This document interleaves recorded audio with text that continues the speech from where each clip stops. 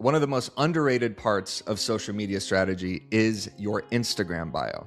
Everybody obsesses, rightfully so, over content like reels, hooks, carousels, algorithms. How do I go viral? What trending audio should I post? Should I use Claude or ChatGPT to pump out my AI slop? But then someone finally lands on your profile after watching your video, and your bio just completely kills the momentum.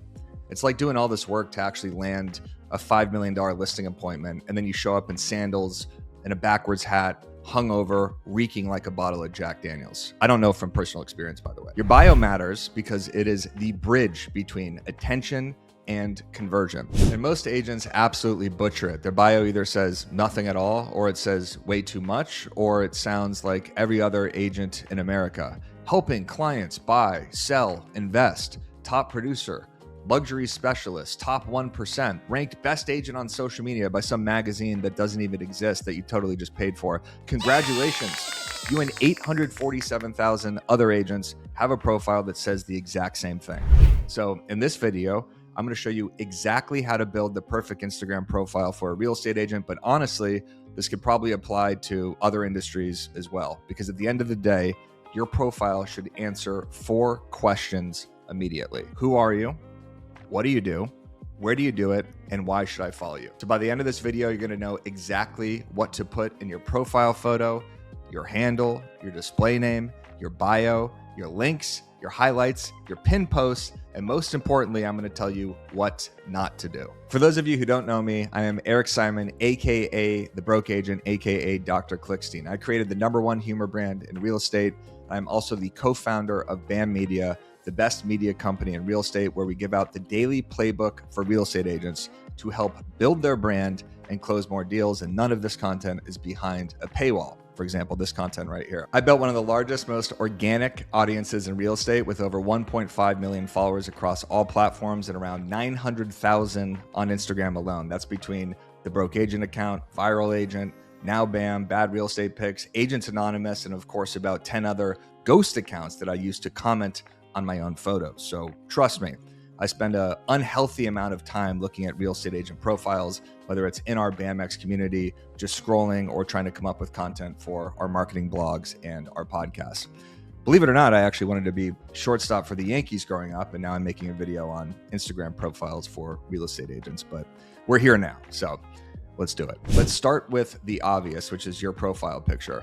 This matters actually way more than people think. This should obviously be a picture of you, not your logo, not your team logo, not your dog, which I've seen a bunch, not your kids, not some AI generated avatar of yourself that looks like you're running for mayor in some failed metaverse. This should be a photo of you. And ideally, this is a professional photo, not one of you doing some beer bong from a 3rd-story balcony because you haven't updated your profile pic since college. People want to work with people who actually look like professionals. So a light and bright professional photo that looks like, yeah, I would actually want this person ushering strangers into my house. All right, let's move on to your handle, AKA your @. Ideally, this is your actual name, or it's your name plus real estate.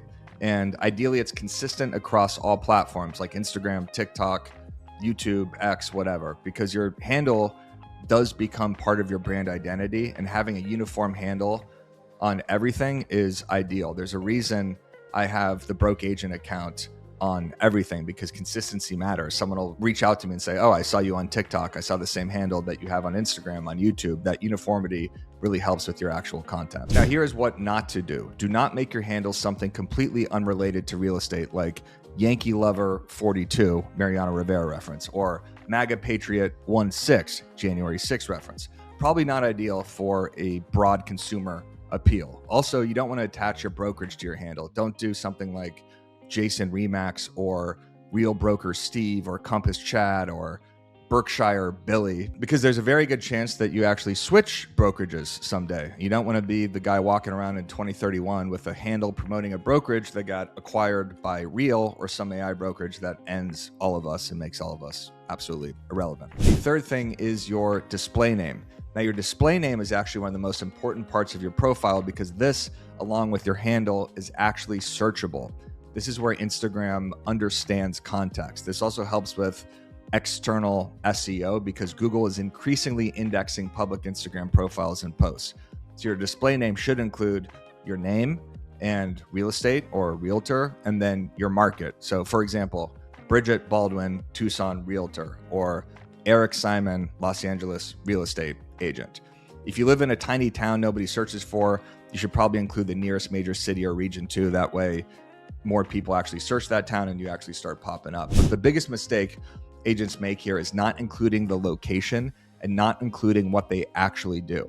So if someone searches Tucson real estate agent and your profile just says Bridget Baldwin, Instagram actually has no idea what you do. So if someone searches Tucson real estate agent or Tucson realtor, she won't actually pop up. Now let's get into the actual bio. This is where most agents completely lose the plot because the average real estate bio usually says something like real estate agent with like a trophy emoji helping you buy or sell. And then it has your brokerage name like Remax. It's usually boring and lifeless, and it tells us absolutely nothing about what you do or why you do it. So here's a better structure. The first line should be something that actually establishes credibility. Maybe it's years in the business, the fact that you're a team leader, if you are one, number of homes sold, volume, local recognition, not something that you bought on HomeSnap. Consumers actually do trust experience, especially in expensive transactions. So then you want to add something personal, not something that's political or polarizing, something that's kind of human and unique to you, like mom, dog lover, whatever, something that helps people connect with you on a personal level.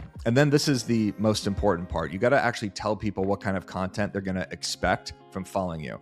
Because if your bio just says real estate agent, people will assume your content is going to be flooded with just sold, open house Sunday, just listed, and brokerage templates wishing people a happy 4th of July. So you actually need positioning. So an example of this line would be something like all things Tucson. It just gives you kind of broader appeal where people don't think it's just going to be real estate content. Or Alyssa Kernutz, our favorite, a Spokane real estate agent sharing cool things about the city she loves, or your local guide to the desert, or Houston news, real estate and development updates. That way people understand they're getting a little bit more from your profile. Living in Nashville, hidden gems around Jupiter. Or something fun that I saw from Kristen Sells Houses, agent and BAMX member out in Toronto. She has making real estate fun for 17 plus years, and she has a lot of humor in her content. So it really speaks to what her actual content is about. Once you have a line that's a little bit more broad than just the fact that you sell real estate, I have a better understanding of what I'm getting from your actual profile. It's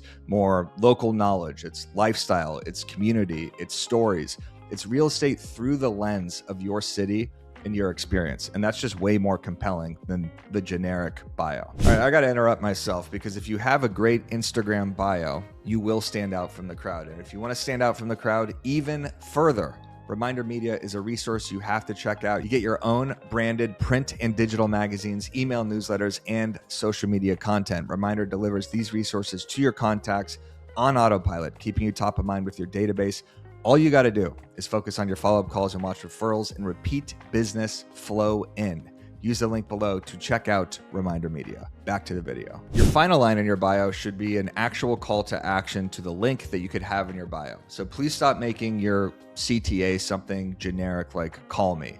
Nobody's ever going to directly call you from your bio in 2026 unless your profile is insanely compelling. You got to offer something like a free buyer guide, a seller's guide, a Toronto foodie guide, something that's actually interesting. Maybe it's a link to your newsletter to actually get their contact information. It's a free home valuation. It's a Calendly link so someone could actually book an appointment. Something that gets their contact information and moves the relationship forward, not a dead link to a property website from 2017. You actually have to try to convert your followers into clients, and you do that with this link in your bio. Let's talk Instagram highlights, but honestly, nobody ever looks at these anymore. I don't think anybody ever did. I've never scrolled through an Instagram profile and then went through all their highlights.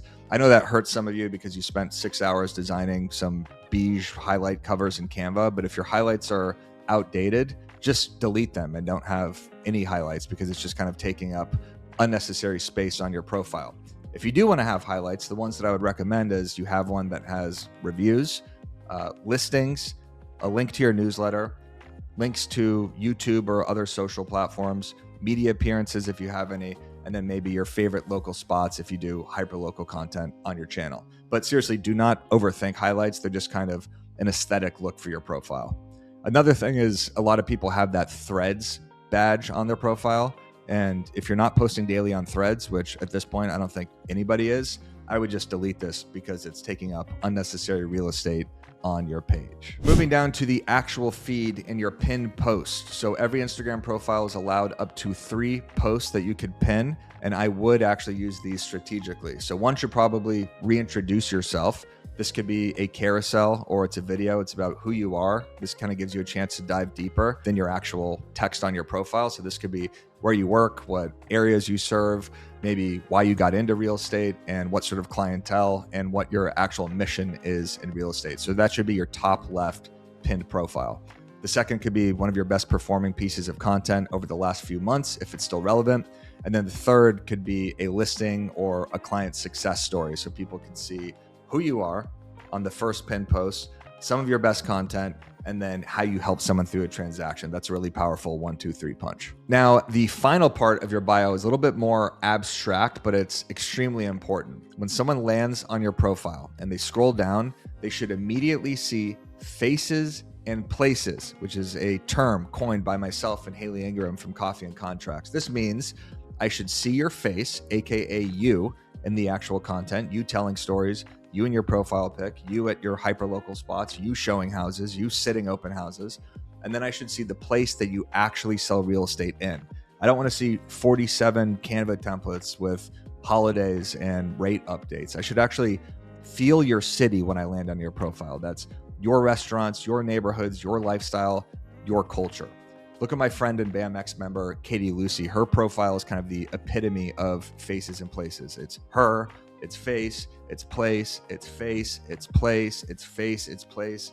You actually feel Jupiter in her profile. Also notice in her bio, she has a great line that says, getting wins for people in the Jupiter real estate market, which is a very clever line and a lot better than helping you buy, sell, or invest. All right, so let's recap. Your Instagram profile should immediately answer, who are you?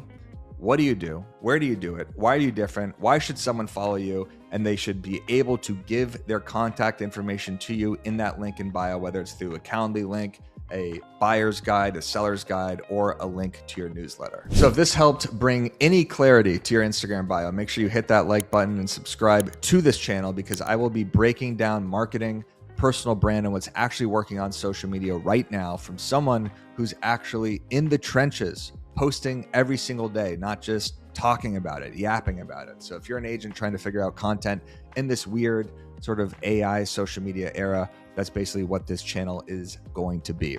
And by the way, inside BAMX, which is our membership, our community for real estate agents, I actually do live profile and Instagram audits every single month where I go through members' accounts live and help agents fix their content, whether it's their hooks, their packaging, their positioning, what they should say, what audios they should use.